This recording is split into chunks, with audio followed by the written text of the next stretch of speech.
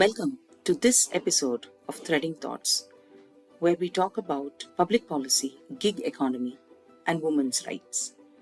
Until recently in India, the public policy has been regarded as a field of study that is meant only to those in government who make decisions that affect people or the public at large.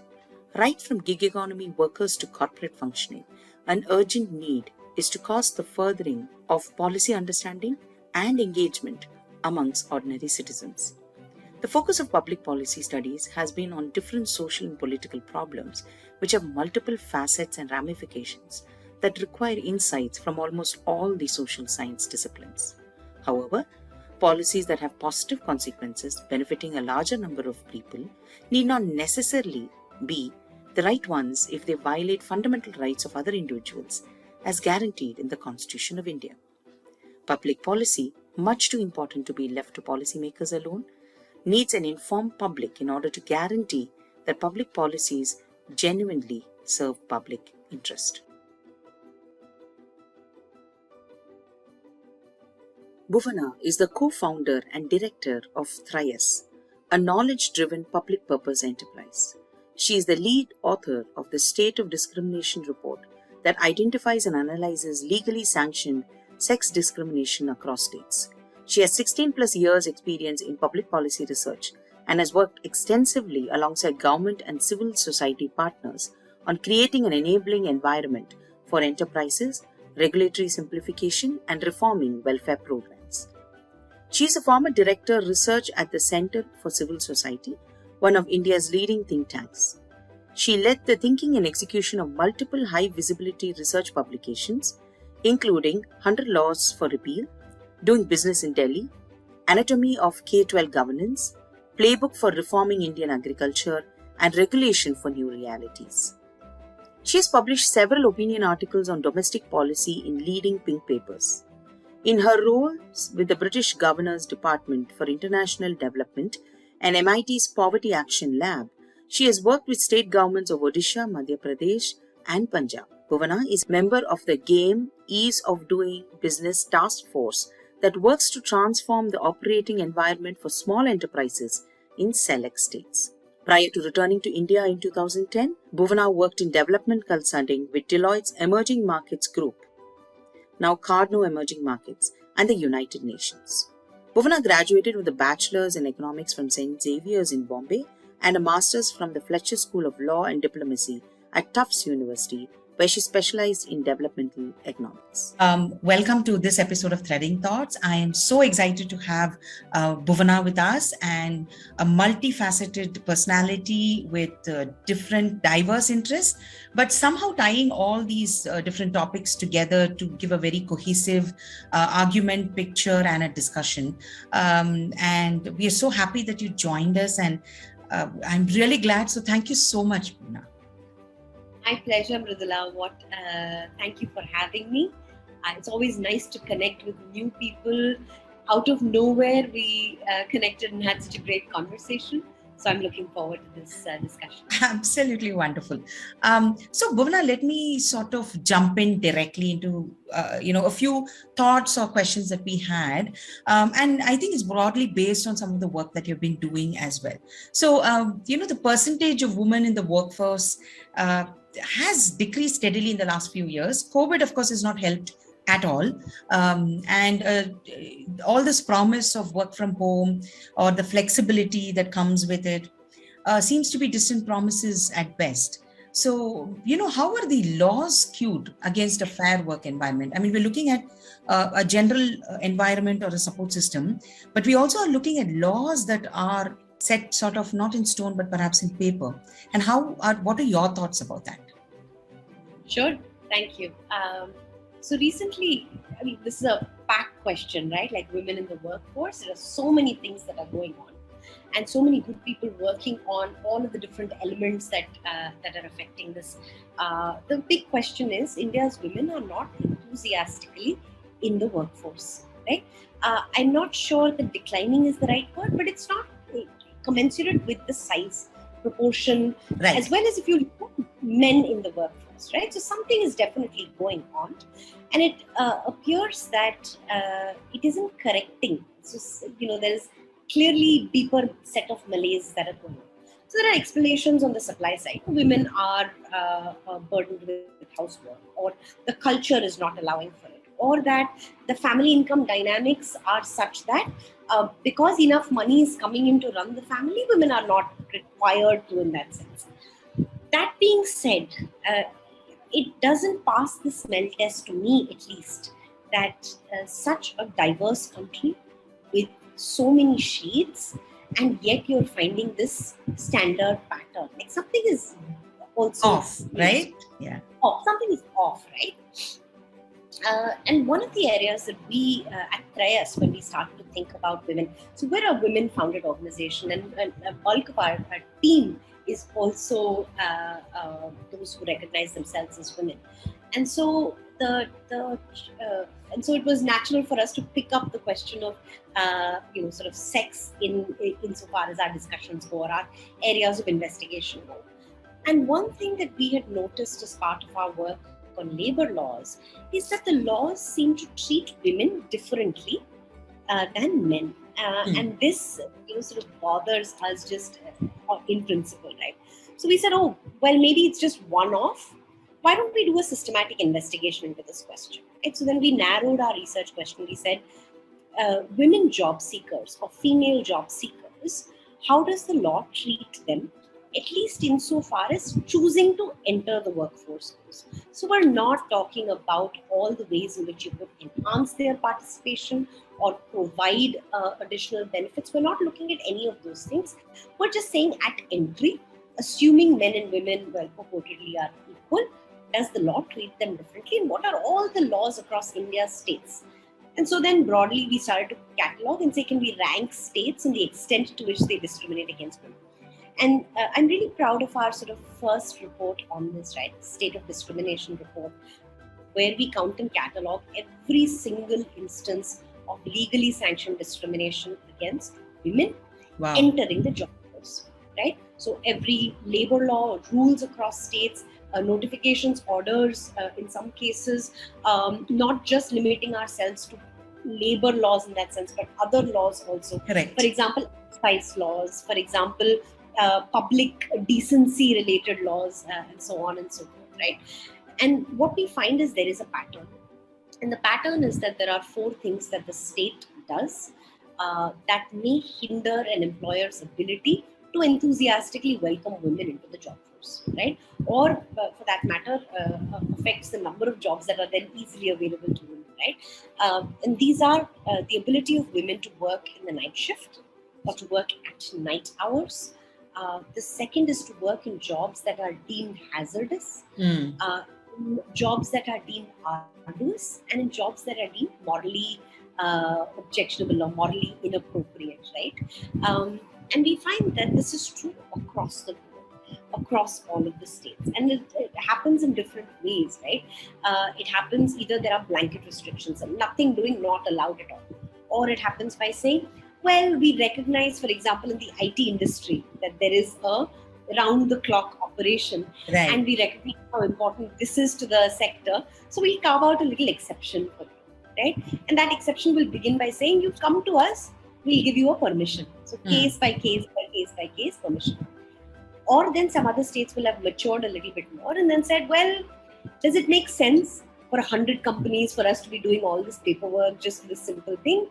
And so we'll start collating a list of conditions, and then based on, if you say you are following the conditions, we'll let you go ahead. Once in a way, we may inspect the conditions. And the last, of course, is moving and saying we have no restrictions, right? So broadly speaking, this is sort of the spectrum that comes about. And so we went and studied every single instance, and we have, and so our posit is that across India, there is a low-hanging fruit, which is to revisit systematically all of the provisions that discriminate against women, or that restrict or prohibit women from entering the job force. So I'm going to be very precise about it.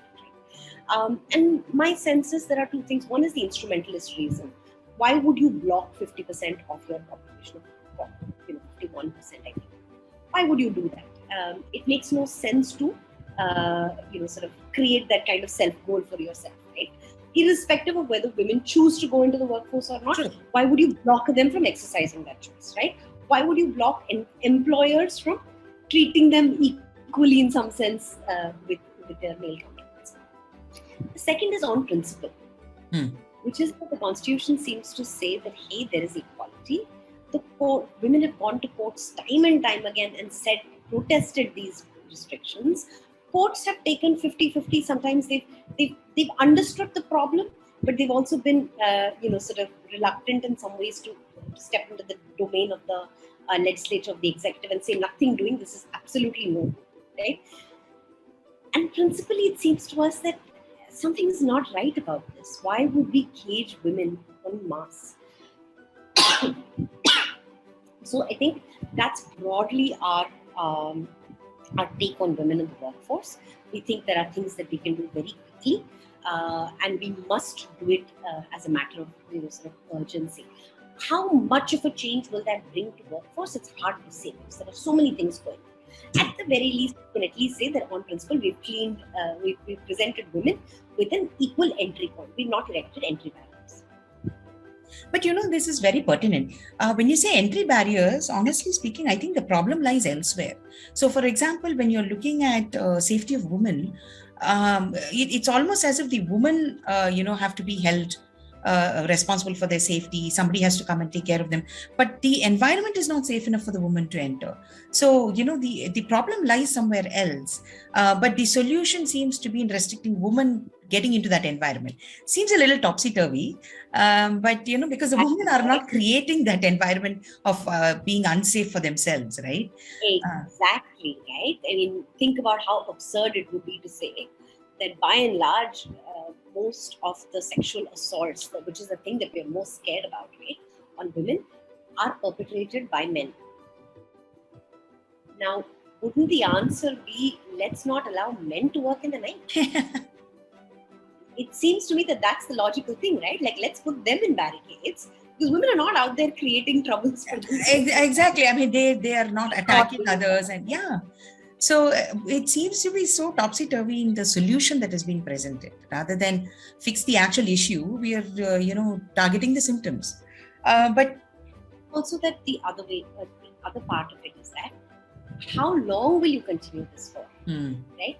And maybe the fact that women being out there is also an incentive for solutions to emerge on the law and order, or to make that story a lot less, or to help alleviate some of those problems, give the impetus to solve it, right? Who knows? Like, it's hard to tell. No, it's also a question of comfort or talking, right? I think a lot of topics or a lot of issues that nowadays seem to be more comfortably discussed and viewed correctly were completely taboo maybe 10 to 15 years ago. So bringing it out into the open has actually brought better discussions or better understanding. So closeting women inside is not going to help keep them safe. They're unsafe wherever they are if the mindset is not changed. Absolutely. They're unsafe wherever they are. Now they're also jobless. They have no independence. They have no economic income source possibly, and so on and so forth. Absolutely. I mean, that's very well put. And it's amazing to see that there are so many different laws that have come into place, or these guidelines that have come into place that actually don't help women at work, but they're so subtle, right? It's not like out there and in your face, but they're just these small subtle ways in which it completely defeats the purpose of where we want to be. So that I thought was really well put across as well. But there's another sector, I think perhaps another sector where women also want to come up, but it's already a tough world. And I think, you already start with a back foot when you're coming in. So the informal work sector, right, which is deeply mired in regulations and perhaps also called unproductive most times, are the MSMEs, right? So I just wanted to know your thoughts on it and where exactly we can work towards more viable solutions, especially women as well. That's a tough question. I'm going to unpack the two and say absolutely not peculiar, but the MSME sector itself, I agree. sector itself more broadly, right? It's true. Most of India's enterprises are dwarfs. The economic survey a few years ago documented. In fact, a former faculty of the of ISP was also the chief economic advisor. So in the economic surveys, they consistently pointed this out, right? That we do have a problem of dwarfism. That India's enterprises are really tiny, and that's okay to be tiny, but they're not growing. They don't grow past a certain size. So what's going on? And we, in some sense, we've got to be able to change that. Not that every enterprise should be a giant enterprise, but at least there should be a pathway to it. You should see a spread. So you see enterprises that are tiny, and then you see a few enterprises that are gigantic, and there is a missing middle, something's going on.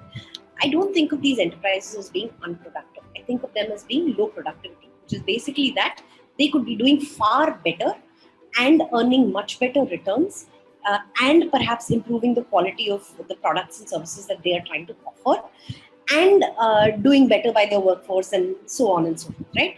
But something is going on that is preventing them from doing so. So what is that? And I do think that regulations there have a massive role to play. And one way of thinking about this is that we've often in India chased standards that we think around the world, right?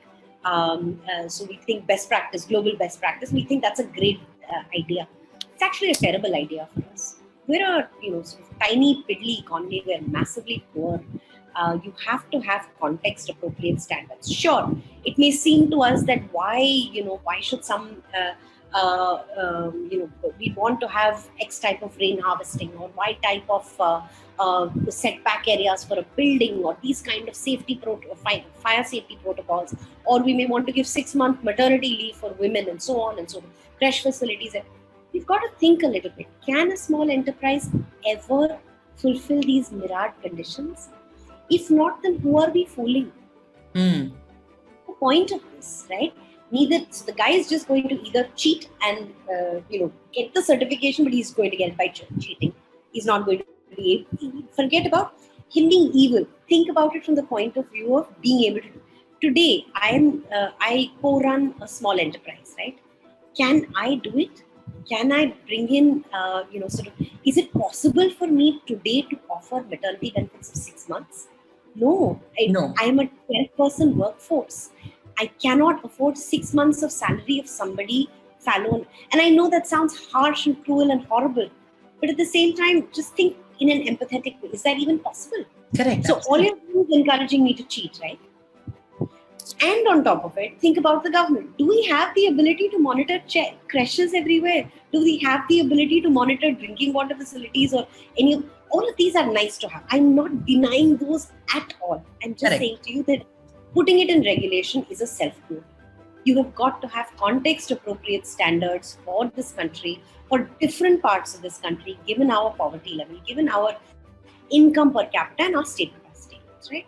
And so I do think that across the board, we have gone a bit crazy on regulation, and we have a massive amount of rationalization of regulation to do. This is not easy to do. So there are a bunch of things that are happening, union-led, also at the state-led, the reducing compliance burden stuff, the ease of doing business stuff. My sense is we've got to be a lot more systematic about it, right? And just in the last 2 years, the work that we've been doing, it's back-breaking to introduce the corrections and the revisions that are required. You have to go law by law, rule by rule, sort of strike, correct. And you have to do it within the ambit of democracy, which is a wonderful thing, but it's a hard thing to control. Correct. Right? And so in some sense, you want to think about MSMEs and sort of the informal sector that we think about. And informal is not a sector. It's just those guys who have chosen not to follow the rules because they cannot follow the rules. Your rules are absurd. And the market is telling you that your rules are absurd. And what you've done instead is to make them either evil or stupid. They're not evil, nor are they stupid. Right. They're just reacting to what you have put on the books, right? So if we were to think about it that way, then maybe our approach to regulation would change dramatically as well. Well, at least that's my hope and prayer. And I think that's a good hope to have, because as you said, I think it's impossible for small firms literally clawing their way up, right? To actually compete with large firms which have that kind of a muscle power. So unless the support system is given, you are sort of setting them up to already fail or, Yep. as you say, force them to look at ways which might not be the best ways possible. It's a question of survival ultimately. It's a question of actually the output that you need to do. And it's a question of a competition with maybe even bigger firms who are doing in the same sector. So I think a lot more thought has to go into this, but is there a lot of voice coming out for this, or is there enough reasoning going on? And there always has been, right? So this is part of there are lots of folks who have recognized this. We're not the first to recognize this for 60 years, 75 years. Absolutely. Somebody, right from the second 5-year plan, where there was a note of dissent, all the way to now, there are voices that have recognized and pointed out that the model of state that we have chosen is not correct for us, and it is holding us back. Right? This is not new.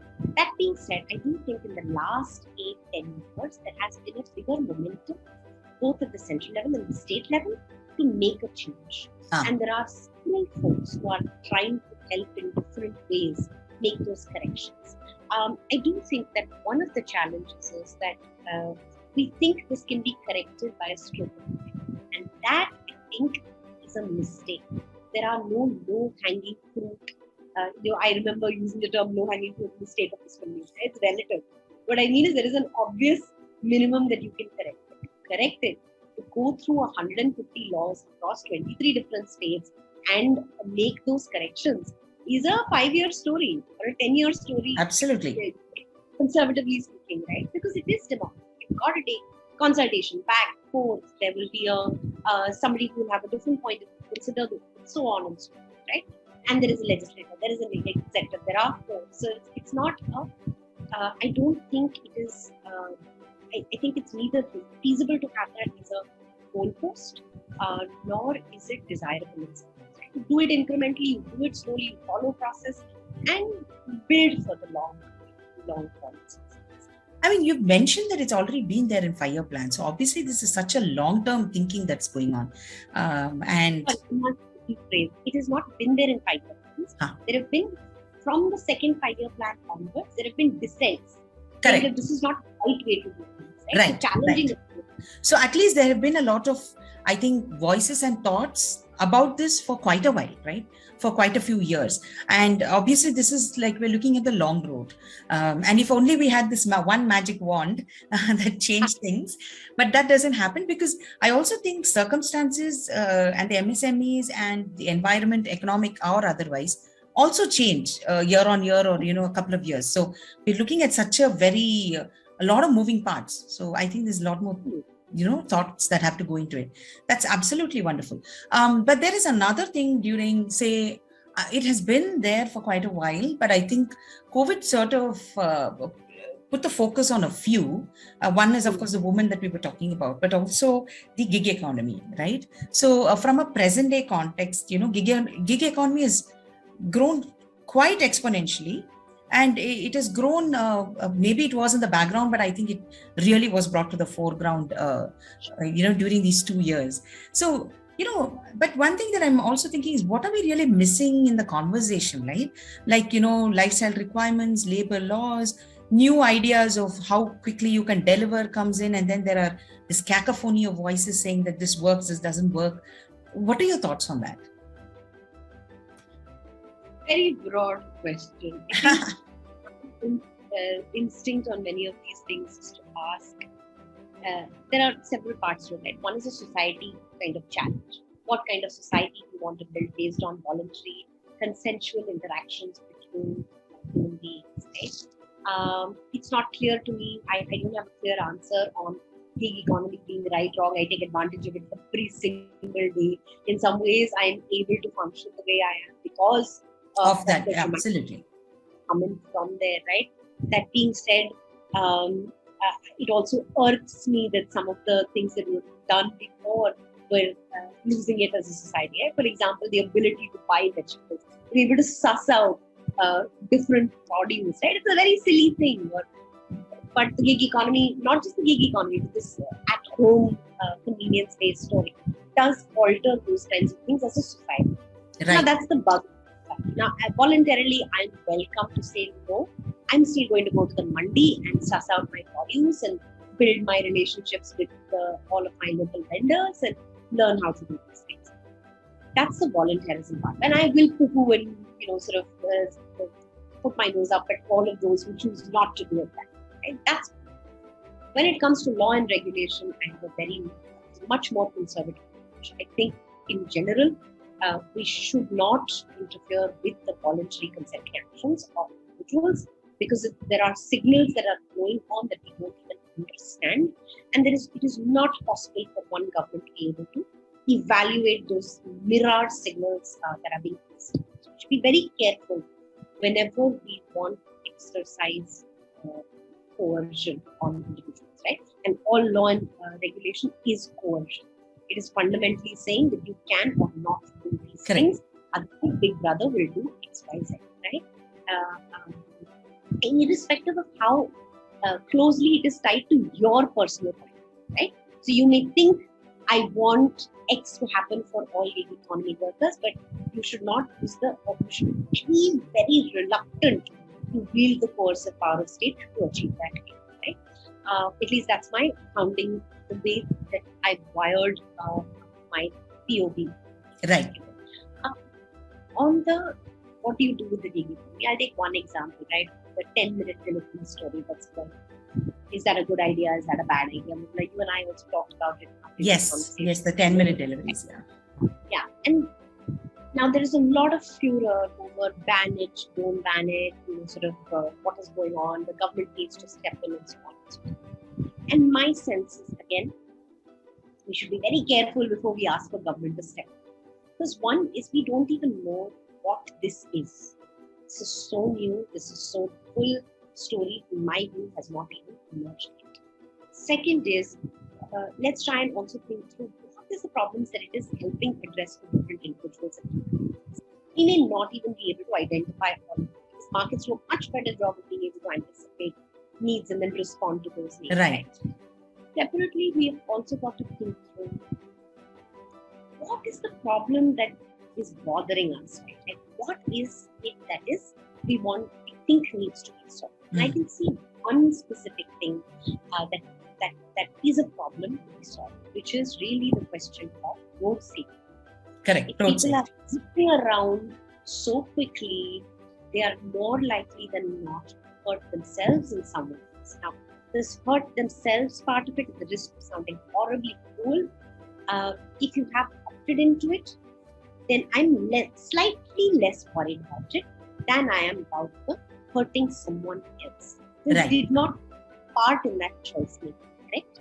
I was walking on the street, someone zipped because there was a pressure that came in and hurt me. This is a problem.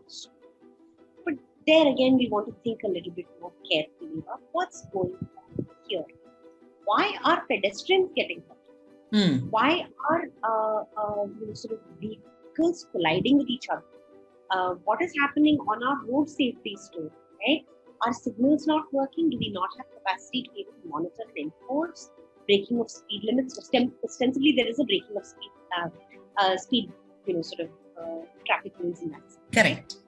That's a very different problem than saying ban gig economy or ban 10-minute delivery. Right.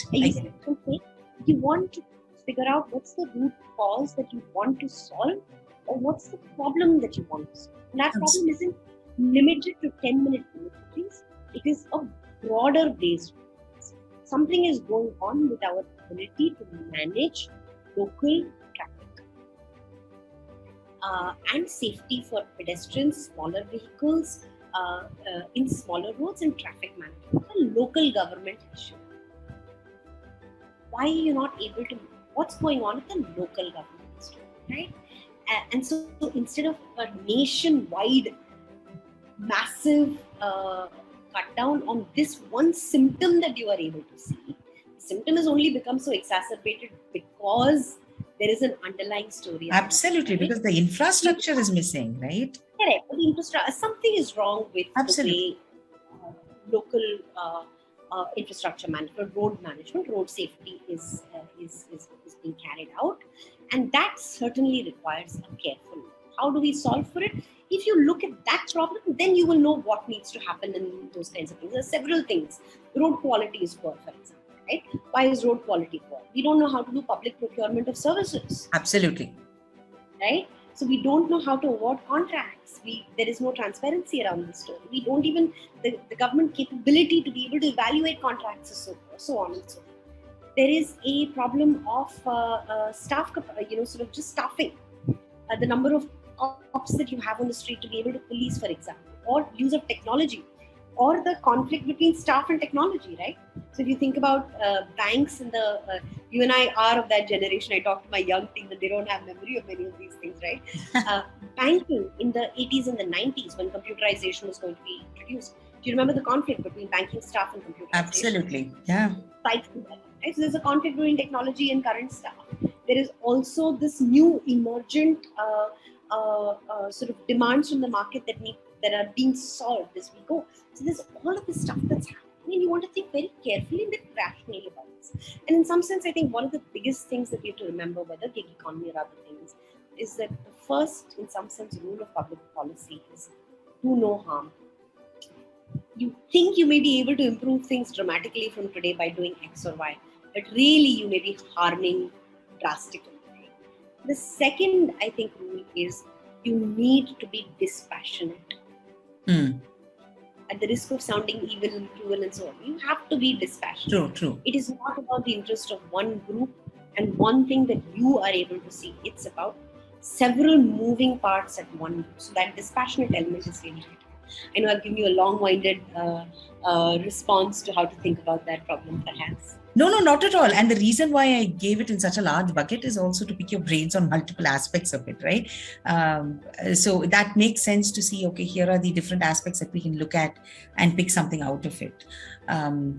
So there are two ways, Bhuvana. One, I can close this meeting and we can join again, thanks to Zoom giving the 45-minute thing, because there's only like 6 minutes. And then if we take more, it just cuts us. So what we can do is, I'll just end this. You join in the same link. Just give me like 10 minutes because it'll render and then give it to me. It's a 10-minute break.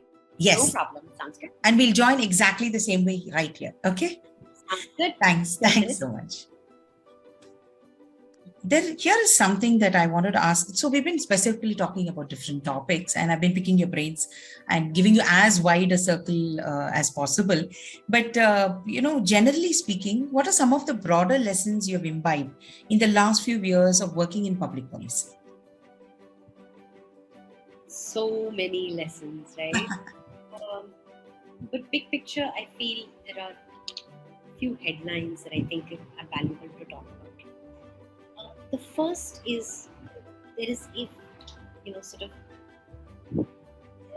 it's not clear to everybody what public policy is, right? And oftentimes we only equate it with doing things like, for example, schemes and sort of government programs and things like that. But it's much broader than that, and there are some foundational elements that often get sidelined. We think and we confuse the two foundational elements with the programmatic or the intervention elements, right?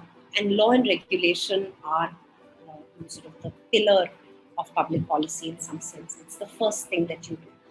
And there, I think, again, we have some kind of, there is rampant misunderstanding of what you can and not do with law, right? You can't legislate happiness. You can't legislate a better life. You can't legislate outcomes. What you can legislate is, sort of behavior and no minimums in some sense, right? Correct. And you want to do this very carefully and very thoughtfully over. So that's one big sort of lesson.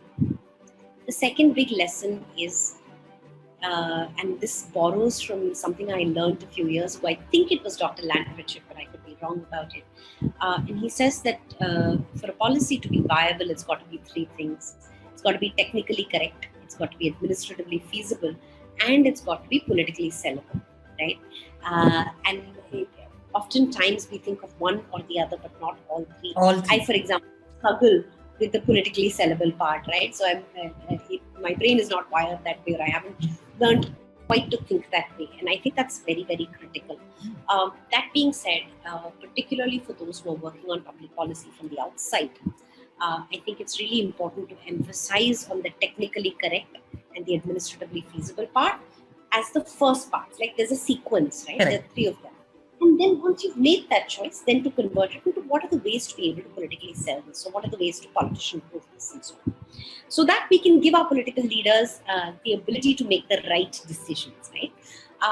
So I think that's a second big lesson for me over a period of time that I thought would be useful to share. The third is that none of this is happening in a vacuum, right? Nobody should listen to me because I'm so cool. Right. And the same applies for everybody else. And this is the biggest challenge because every one of us has a sort of pet way of thinking about things, right? And then we get frustrated. But we often forget that there is a democratic process at play, that there are multiple voices and you want to be able to. It's a good thing, it's a feature, not a bug, right?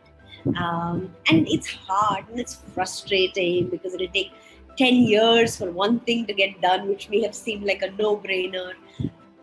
That being said, we have to build the muscle to be able to engage with that process. Right. Democratic process fundamentally means that there will be negotiations and there will be a settlement that will be reached. Some of it we will not like, some of it we will enthusiastically taken up on it. But we have to learn to engage with that process. And oftentimes in India, I find particularly that we have not learned to engage with that process, particularly in the non-profit sector, right? Because we're so passionate about some ways of looking at things, or some solutions or answers or whatever it is, that we want it all done right this minute. But there is a whole process that plays out at the back, and you have to learn to engage with that process, right? And that means cultivating empathy, because different people are going to look at the same problem through a different lens. And it means listening. It means that learning to discuss politely and differ politely and butt heads about the issue, not Correct. about people, not about politics and so on, right? I think that's so important.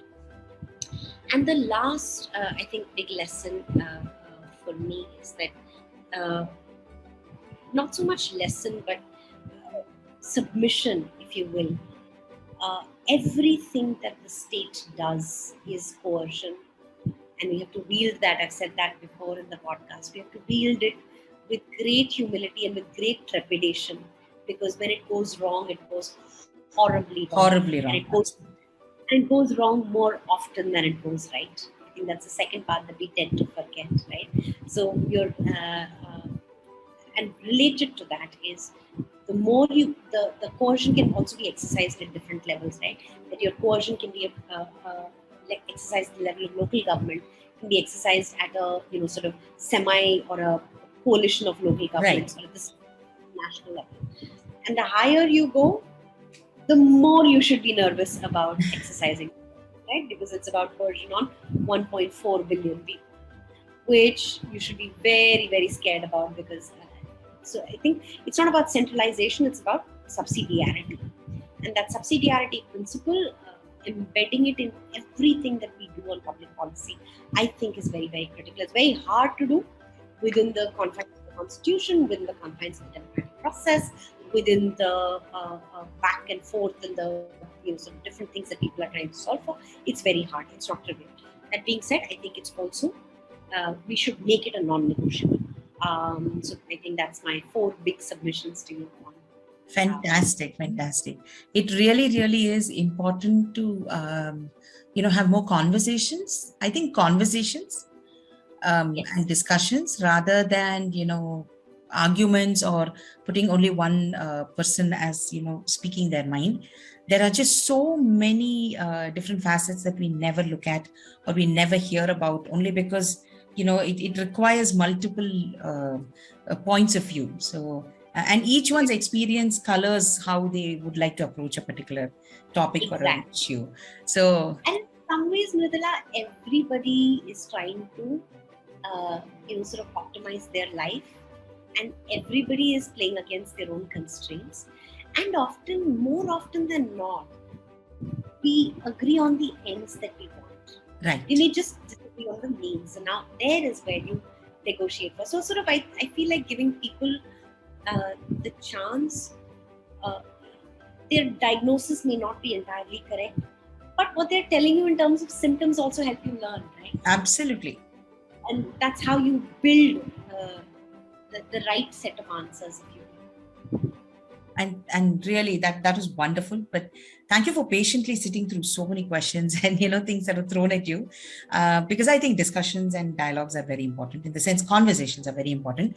But the more you talk to people, it's amazing how much you actually realize how less you know. So and the question that you become a little more tolerant of other people's views, because you start hearing different viewpoints instead of hearing your own or a set of viewpoints that you're used to. It makes you open to listen to other people. Perhaps you might not accept what they're saying. That is completely on you. But the fact that you're not willing to listen to what they're saying makes a huge difference. So I cannot thank you.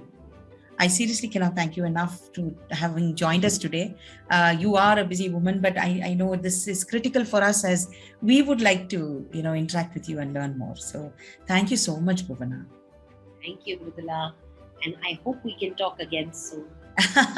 Absolutely. I think so too. I think crazy lives, but we'll need to make time for it. So absolutely. Next time you're in Delhi, let's catch up in person. I think I will be in Delhi very soon. So I am going to most probably pull you in. So thank you. Thank you so much for joining us. Bye. Bye.